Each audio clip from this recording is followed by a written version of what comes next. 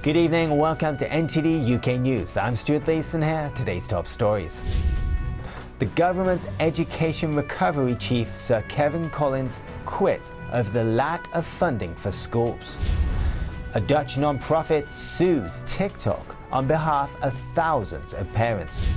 And nearly a quarter of restaurants, pubs and bars in the UK are still shut more than 2 weeks after indoor service resumed.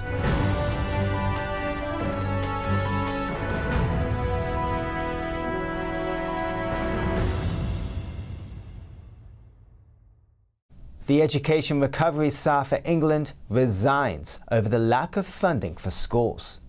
Sir Kevin Collins says the government's £1.4 billion pledge to help school children catch up with lost learning falls far short of what is needed. Here's NTD's Jane Worrell with the details. Sir Kevin Collins' resignation comes as a blow to the Prime Minister and the Education Secretary. They'd hired him for just 4 months. As the Education Recovery Commissioner, his role was to advise the government's efforts to help school children make up for lost learning during the lockdowns. He said the additional £1.4 billion package of government funding fell short of his £15 billion proposal for pupils. His long-term plans had included extended school days for 3 years and hundreds of hours of extra teaching for sixth form pupils. In his resignation statement, he said, "A half-hearted approach risks failing hundreds of thousands of pupils. The support announced by government so far does not come close to meeting the scale of the challenge and is why I have no option but to resign from my post." The Conservative chairman of the Education Select Committee said, "To lose someone of the stature of Sir Kevin Collins is a real blow," while Labour called it a damning indictment of the government's plan. A Number 10 spokesperson said that they are hugely grateful for Sir Kevin and they'll continue to focus on education recovery. Jane Worrell, NTD News, London. New research by a free market think tank warns restrictions on advertising are expanding and impacting free speech. It says it could result in pressure to apply the same restrictions on the arts, entertainment and politics. NTD's Neil Woodrow speaks with the report's author. The UK's independent advertising regulator, the Advertising Standards Authority, is attempting to change public attitudes through restricting the way some groups are represented. This is according to a report by a research fellow at the Institute of Economic Affairs. He says the scope of the ASA's restrictions have expanded and it's infringing on free speech in advertising.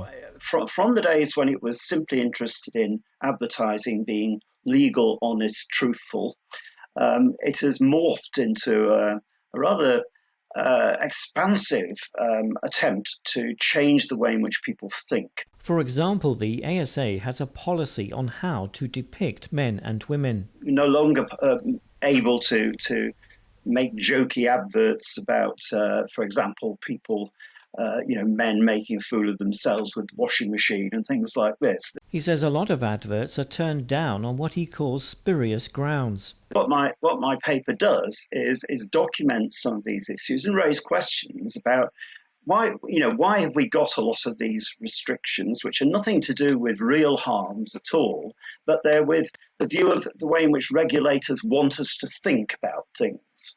And I think that's rather pernicious. Professor Shackleton says Parliament have not discussed these restrictions and that pressure from lobby groups could also result in rules that would be unacceptable in other areas of life. We wouldn't accept that in dramas, for example, women could only be presented in a certain way. In documentaries, you couldn't show men making a fool of themselves, and so on. Right? We're just accepting very easily that restrictions on advertising are something in a completely different box. He says last year the ASA suggested that they should regulate political advertising in the form of manifestos. Shackleton says this would be a very worrying development. But it's something the ASA have endorsed. It's a mindset which, the ASA is about. We know best. We will regulate for you what you're allowed to see or hear. The ASA commented on the report. They said they work closely with government, the public, statutory bodies, advertisers and media to make sure ads follow their rules. They also said their work ensuring that consumers are not misled, harmed or offended by ads helps to maintain consumer confidence in advertising. A Dutch non-profit says TikTok fails to protect millions of young users' privacy and safety. It filed a lawsuit against the video sharing platform on behalf of 64,000 parents.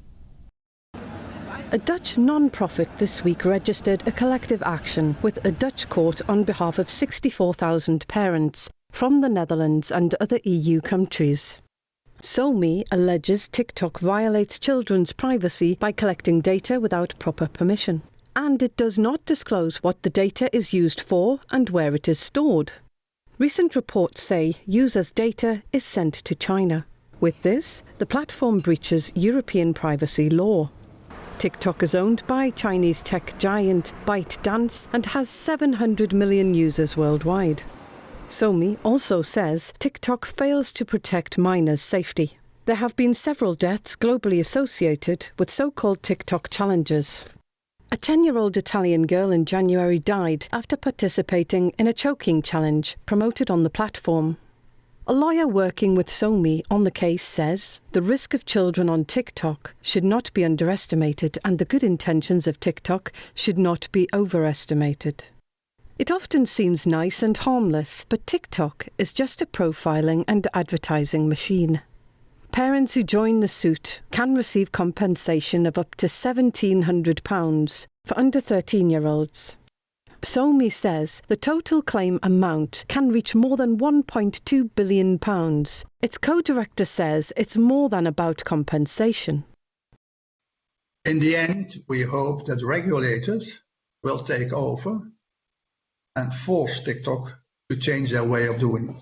That's the ultimate purpose. We as a small organization, we are not really capable of doing TikTok harm.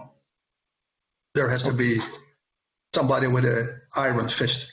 SoMe hopes the suit will make the Irish Data Protection Commissioner take action. They are the regulator responsible for TikTok. SoMe filed a complaint with the Commissioner in April. TikTok says it believes it's not a violation of European law. This is not the first lawsuit against the platform. In the UK, former Children's Commissioner Anne Longfield in April sued TikTok on behalf of 3.5 million children. And the EU Commission gave the platform last week 1 month to respond to child safety concerns raised by European consumer protection agencies. Research suggests 25,000 restaurants, pubs and bars are still shut despite surveys being allowed inside. Challenges still remain for the hospitality industry as restrictions continue to be eased. Research shows 1 in 4 restaurants, pubs and bars have yet to reopen. This is despite service being allowed inside venues for more than 2 weeks. Research from CGA and Alex Partners reveals just under 25,000 venues are still shut, and more than 8,500 premises have already closed for good. In England and Scotland, about 77% of venues have reopened, but in Wales the return is slower at 70%. The research says with social distancing and other restrictions, it's not viable for many venues to open. More than 40% of sports and social clubs remain closed, alongside over half of large venues and nearly 30% of bars. The research says the figures are a reminder that thousands of businesses remain at risk of collapse before all restrictions are lifted. It warns if remaining restrictions are not lifted later this month, we may see these recent positive reopening trends reverse. British pubs are also facing staff shortages, leading some to reduce capacity or close entirely. British Beer and Pub Association says, social distancing restrictions such as table service only mean more staff required. It also says employees find the work physically demanding, with some walking up to 15 miles a day on the job. Petrol prices are the highest in 2 years. The RAC says pump prices may be bumped up to counter losses during the pandemic. NTD's Patrick Hayden has the details. Petrol prices rose last month to the highest in 2 years. That's according to British motoring company the RAC. It says pump prices may be bumped up to make up for losses seen from the pandemic. Rising prices over the last 7 months contributed to the biggest 12-month increase in 11 years. That's a yearly increase of 22 pence. Prices slumped to 106 pence per litre in May 2020, but now they're at more than 129 pence. That's the highest since August 2019, but the current yearly increase was the biggest since May 2010. On average, drivers are paying £8 more now for a full tank than they were 7 months ago. Diesel prices are climbing slightly less than petrol. An RAC spokesman said drivers will be wondering if the increases are ever going to end. Patrick Hayden, NTD News, London. Latest official figures show about 40% of deaths attributed to COVID were not caused by the virus. The victims died primarily of other conditions.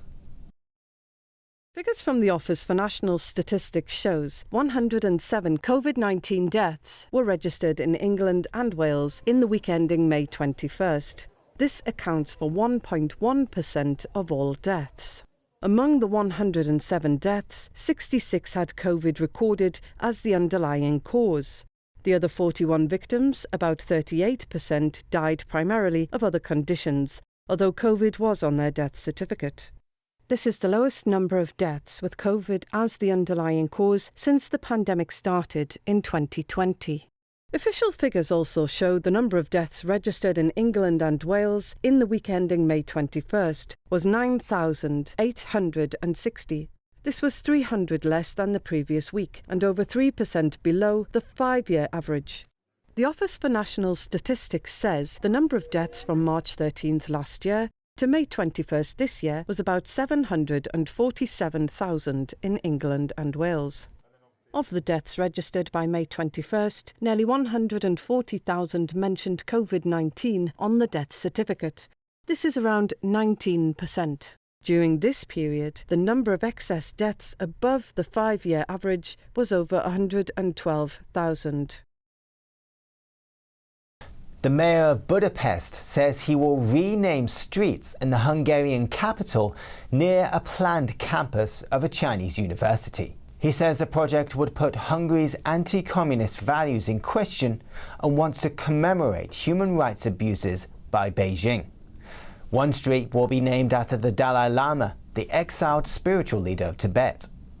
Another will be called Uyghur Martyrs Road, after the ethnic group that Britain and other nations say has been victim of a Chinese genocide. And a third will be called Free Hong Kong Road. The mini heatwave this week set records for the year, with a part of the country experiencing temperatures nearing 30 degrees Celsius. England, Scotland and Wales all saw their warmest days of the year Wednesday, while Northern Ireland matched its previous record. Northolt in West London peaked at 28.3 degrees on Wednesday afternoon, surpassing the record set the day before. The village of Harden in Flintshire reached 26.5 degrees to set the figure for Wales's warmest day of the year. Scotland also recorded its hottest day of 2021, with Achnagat reaching 25.4 degrees. But sunny days don't last long. Areas in southwest London and South Wales experienced heavy showers Wednesday afternoon. Still to come, China confirms the first human case of H10N3 strain of bird flu. Find out more after the break.